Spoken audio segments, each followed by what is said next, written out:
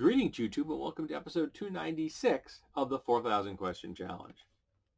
We're in the politics section, and last episode, it ended in a very weird place. Let's see where it goes today. What do you think of the creation and use of international language? Like Esperanto? If some people want to do that, cool, go for it. But language is going to evolve and change and be adopted and abandoned naturally unless it is artificially suppressed. You cannot artificially support a language. You can try to suppress one. That happens many times in the United States of America to the indigenous peoples, for example. But I believe that language is very organic.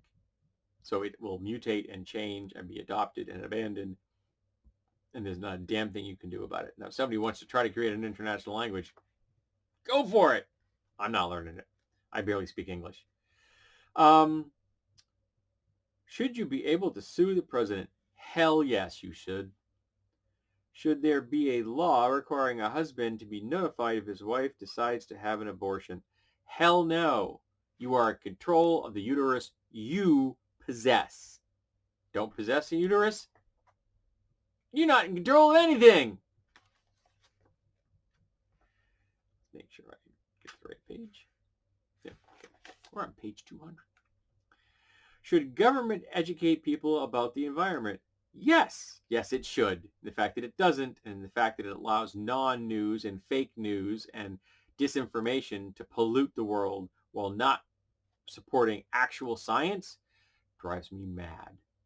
What are your thoughts about prison and forgiveness? Well, I don't think you can forgive someone who goes to prison unless you are the person that suffered at their hands. That's the only person that can forgive a criminal, is the person they harmed. But I support the seclusion of people into a prison system because they broke the law. I would change which laws could and could not be broken and how courts redress the issues and such. But I believe we should still have a prison system, just a far more humane one, much more like Europe's prisons, like Norway has a great prison system. But as far as forgiveness is concerned, that's up to the person they've wronged. None of the rest of us can forgive a prisoner for that. It's just the way it is.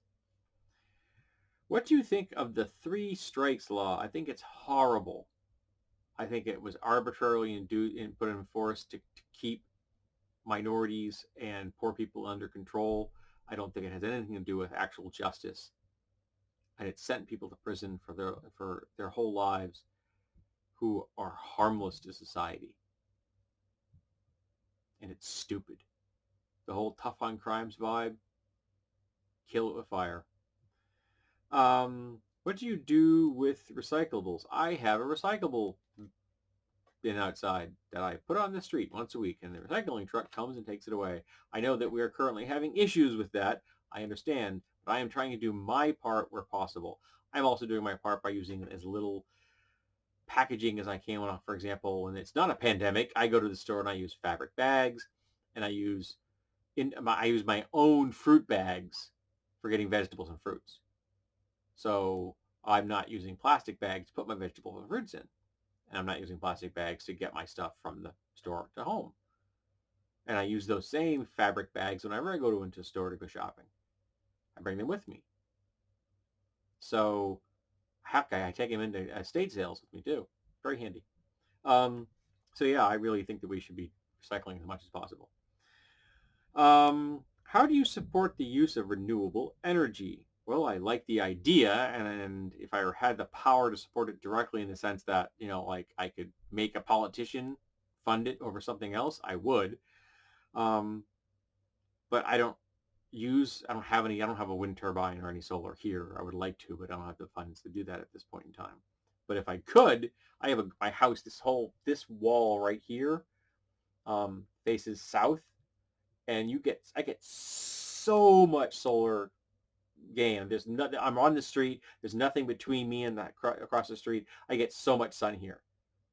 My porch, I have the windows open and the blinds open in the wintertime. I get so much sunlight and heat on that porch. I open the door and I get heat gain just from my porch in the winter. And I have to use insulated blinds in the summer because it could be 140 degrees on that porch because there's so much sun on my south side. So this would be a great place to put solar energy. I just haven't been able to afford it at this point. Is our president honest and trustworthy? Fuck no. Right now, I am under the regime of the Nazis, hence the flag on the wall behind me. So no, our president is not trustworthy. He lies on average 11 times a day. And lastly for this episode, a little bit longer than most, what do you think the Republican Party's relationship with women is? At war. The GOP is at war with women. They hate them. They hate that they have control of their bodies as far as reproduction is concerned. They hate the fact that they have control of their bodies as far as their sex is concerned, their desire for it or their lack of desire for it, and who they choose as a partner. They hate the fact that they exist in the workforce. They see them as nothing but objects to be used. They don't want to hear from them. They don't want to deal with them unless it's for sex. They are vile, disgusting individuals. And I know I'm throwing a lot of invectives at the GOP, and some people are female and members of the GOP, but they're supporting a socially conservative worldview, which is a disease. They are vectors for a disease. And I despise the GOP. I am not joking. I don't have active hyperbole when I say that I consider the GOP to be a terrorist organization, because I do. And they are at war with women. Wow. So this episode also ended on a very strong negative note. I apologize for the noise. Someone's working downstairs. Well, thank you for being here today for episode 296. I hope that you will be here for episode 297.